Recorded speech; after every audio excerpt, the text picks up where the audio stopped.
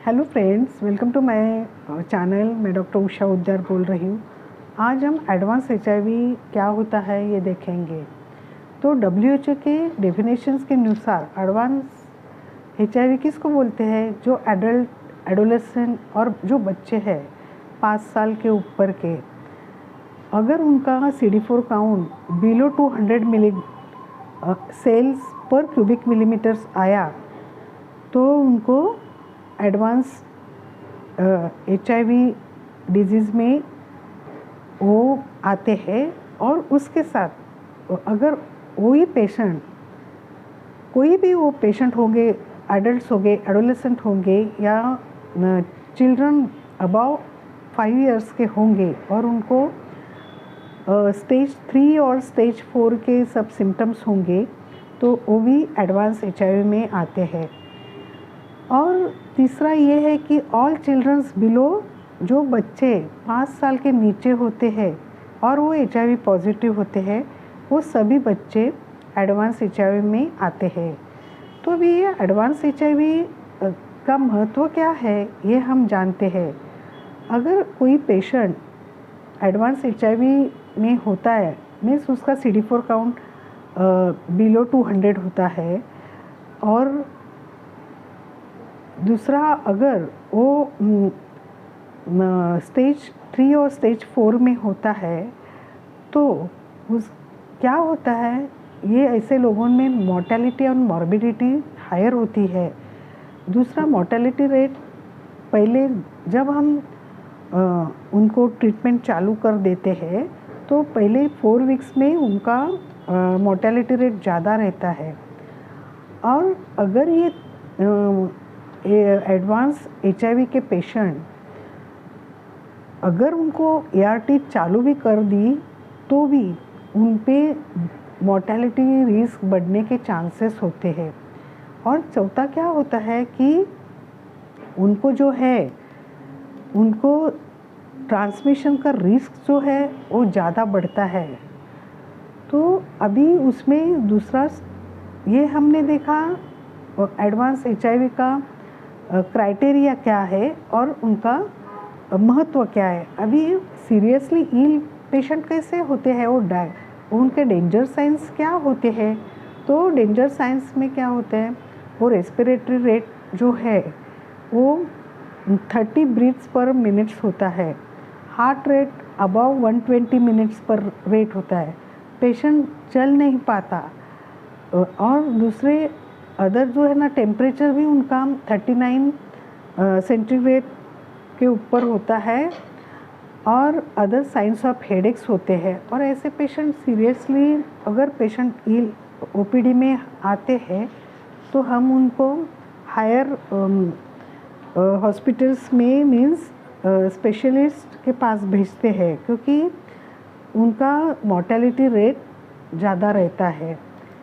अभी हम components of advance HIV disease management देखेंगे, दैट इज़ ADM। वो ADM के क्या 5 कंपोनेंट्स है। तो एक पहला कंपोनेंट्स क्या है कि जब भी पेशेंट आपके पास फॉलोअप के लिए आता है तो 4S सिम्टम्स का इवेल्यूशन करने का, TB है क्या देखने का, अगर TB होगा तो उसको TB स्टार्ट करने का, अगर TB नहीं है तो उसको IPT, इंटेंसिफाई पायरोक्सिन का जो ट्रीटमेंट है लेटेंट TB नहीं होने के लिए जो IPT देते हैं वो देने का। दूसरा, systematic screening of Cryptococcus antigen है, क्रैग एंटीजन, वो देने का। अगर उसको कुछ सीरियसनेस लगा, अगर क्लिनिकली वो आपको ऐसा लगता है कि वो है, तो उसमें क्रिप्टोकोकल का जो हम फ्लुकेनाजोल है वो देते हैं। तीसरा, कोट्रामेक्सोल प्रोफिलैक्सिस उसको मिला है क्या ये देखते हैं, क्योंकि ये ADM में बिलो 200 ये होता है।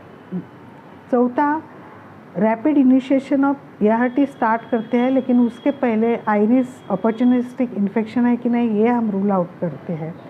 और अभी इसमें अडॉप्टेड एडिरेंस का भी देखते हैं। तो ये जो है साइन, वो ये 5 कंपोनेंट हम थरली देखते हैं। अभी ये फर्स्ट कंपोनेंट क्या करते हैं, screening of symptoms of TB जो देखते हैं, उसमें कफ है कि नहीं देखते हैं, फीवर है कि नहीं देखते हैं, नाइट स्वेट्स है कि नहीं देखते, वेट लॉस है कि नहीं देखते हैं। तो अगर टीबी सिम्टम्स प्रेजेंट है मीन्स 4S अगर वो पॉजिटिव है तो उनको सीबीनेट और अदर इन्वेस्टिगेशंस के लिए भेजते हैं। उसमें स्पुटम होता है, सीबीनेट होता है, चेस्ट एक्सरे होता है और सोनोग्राफी भी होता है उसमें। तो ये हो जाने के पास अगर इन्वेस्टिगेशंस पॉजिटिव आया तो उनको ट्रीटमेंट पे डाल देते हैं। और कभी कभी साइटो लिम्फ नोड होगा तो साइटोहिस्टोपैथोलॉजी भी करते हैं।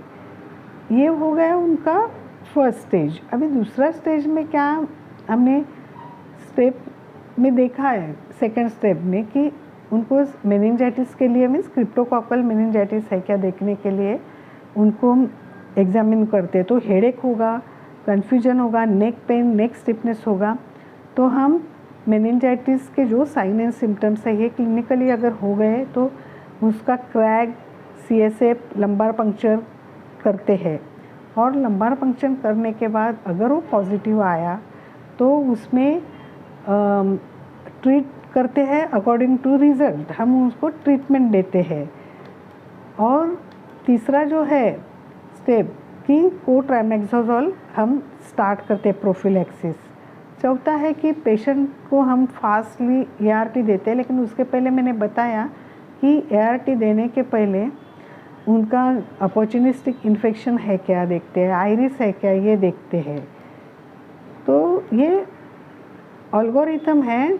और प्रोफिलैक्सिस देते हैं तो वो जो है उसमें वो प्राइमरी होती है और सेकेंडरी होती है। प्राइमरी कीमो प्रोफिलैक्सिस में कोट्रामेक्सोल होता है, वो प्रिवेंट PCP मैंने न्यूमोटिक 0HE न्यूमोनिया होता है वो प्रिवेंट करने के लिए देते हैं। आइसोनाइज TB प्रिवेंट करने के लिए देते हैं, मीन्स लैटेंट TB का ये।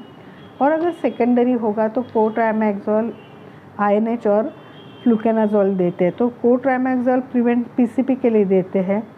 आइसोनाइज सेकेंडरी में प्रिवेंट्स रिकरेंस ऑफ ट्यूबरकुलोसिस के लिए देते हैं। और फ्लुकेनाजोल प्रिवेंट्स क्रिप्टोकोकल इन्फेक्शन के लिए देते हैं। और ये ADM में हम एक यूरिन टेस्ट करते हैं, उसमें लैम होता है, तो लैम से TB है कि नहीं ये देखते हैं। और क्रैग एंटीजन अगर उसमें डिटेक्ट हुआ तो क्रिप्टोकोकल मेनिंजाइटिस का ट्रीटमेंट देते हैं।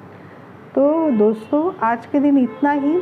मैंने आपको डिटेल में बताया है कि ADM क्या है और उसका क्या करने का है। WHO का जो डेफिनेशन है एडवांस वो देखा है हमने, उसके 5 कंपोनेंट्स देखे हैं।